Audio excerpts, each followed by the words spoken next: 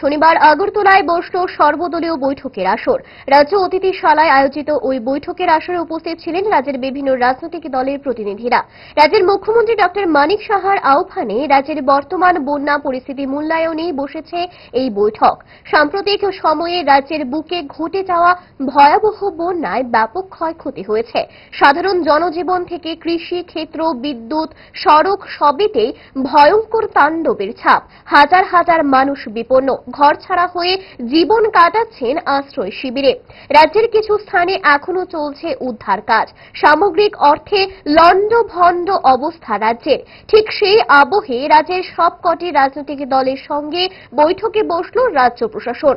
বৈঠকে উপস্থিত ছিলেন বিভিন্ন উচ্চ দপ্তরের আধিকারিকরাও। বৈঠকে দপ্তর ওয়ারি ভয়ঙ্কর বিপর্যয়ে ছবি তুলে ধরেন সরকারি আধিকারিকরা। বিপর্যয় কাটিয়ে উঠতে সরকারি তরফে কি উদ্যোগ নেওয়া হয়েছে তাও উঠে আসে আলোচনা সভায়। রাজ্যকে ঘুরে দাঁড়াতে রাজনৈতিক দলগুলির সহযোগিতা আহ্বান করা হয় বৈঠকে। মুখ্যমন্ত্রী ডক্টর মানিক সাহা বৈঠকে উপস্থিতি প্রতিনিধিদের সামনে আলোচনায় রাজ্যকে পুনর্গঠন করতে দলমত ভাবনার ঊর্ধ্বে উঠে সরকারের পাশে দাঁড়ানোর আহ্বান জানিয়েছেন। রাজনৈতিক দলের প্রতিনিধিরা পাশে থাকার বার্তার পাশাপাশি সরকারকে বেশ কিছু পরামর্শ দিয়েছেন বলে সূত্রে জানা গিয়েছে।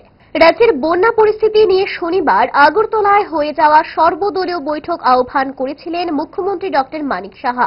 বৈঠকে রাজ্যের সামগ্রিক বন্যা পরিস্থিতি নিয়ে খোলামেলা আলোচনা হয়। বৈঠকে সরকারের তরফে নেওয়া সমস্ত পদক্ষেপ নিয়ে অবগত করা হয় বৈঠকে উপস্থিত সর্বদলের প্রতিনিধিদের। বৈঠকে একাধিক গুরুত্বপূর্ণ বিষয় উঠে আসে আলোচনায়। বিপর্যস্ত রাজ্যকে পুনরায় সচল করে তোলার লক্ষ্যে সকলে কাঁধে কাঁধ মিলিয়ে কাজ করার আহ্বান রেখে মুখ্যমন্ত্রী বিস্তারিত বলেন।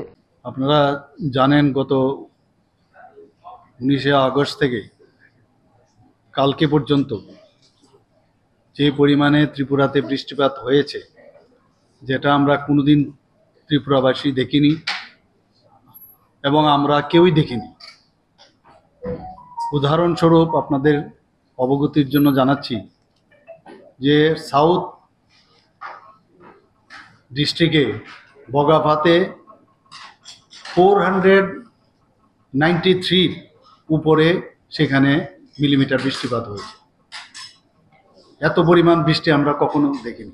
রাজ্যের মুখ্যমন্ত্রী আহত সর্বদলীয় বৈঠকে উপস্থিত ছিলেন প্রদেশ কংগ্রেস সভাপতি আশিস কুমার সাহা, বিধায়ক সুদীপ রায় বর্মন।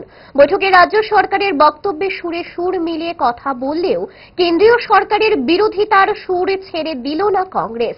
সভা সেরে বাইরে সংবাদ মাধ্যমের সামনে কথা বলতে গিয়ে প্রদেশ কংগ্রেস সভাপতি আশিস কুমার সাহা প্রশ্ন তুলে বলেন, রাজ্যের বন্যা পরিস্থিতিতে কেন্দ্রের 40 কোটি টাকা সহায়তার গল্প সঠিক নয়। তিনি বলেন, এসডিআরএফ তহবিলে প্রত্যেক রাজ্যের জন্য বরাদ্দ থাকে 40 কোটি টাকা। সেই টাকা ছাড়া অতিরিক্ত অর্থ বরাদ্দ করেনি কেন্দ্র। তিনি কি বললেন শুনুন। আমরা ইতিমধ্যে যেটা জেনেছি, কেন্দ্রীয় সরকার 40 কোটি টাকা রাজ্য সরকারকে দিয়েছে, কিন্তু আমরা জানি যে স্টেট ডিজাস্টার রিলিফ ফান্ডের জন্য প্রতি বছর 40 কোটি টাকা আছে।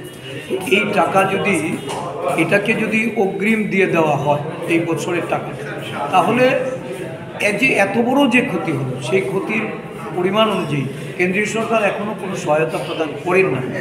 শনিবার আগরতলায় রাজ্য প্রশাসনের ব্যবস্থাপনায় অনুষ্ঠিত বিপর্যয় মোকাবেলা নিয়ে সর্বদলীয় বৈঠকে উপস্থিত ছিলেন রাজ্যের বিরোধী দলনেতা জিতেন্দ্র চৌধুরী সহ মানিক দে, রতন ভৌমিক।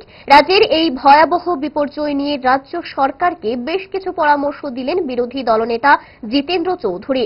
সরকারকে পাশে থাকার বার্তাও দিয়ে এলেন জিতেন্দ্র চৌধুরী।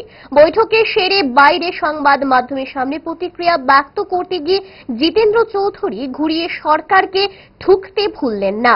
বললেন, এই বিপর্যয় থেকে শিক্ষা নিক রাজ্য সরকার, ভবিষ্যতে আরো বিপর্যয় আসবে। ঠিক কি বলেছেন জিতেন্দ্র চৌধুরী শোনাবো আপনাদের। ঘটনাটা হলো যে এই যে ভয়াবহ বন্যা হয়েছে তার মানে দু রকমের পদক্ষেপ নিতে হবে। একটা হলো ইমিডিয়েট এই সময়তে দুর্গত অংশের মানুষ তাদেরকে খাইয়ে পরিয়ে বাঁচিয়ে রাখা।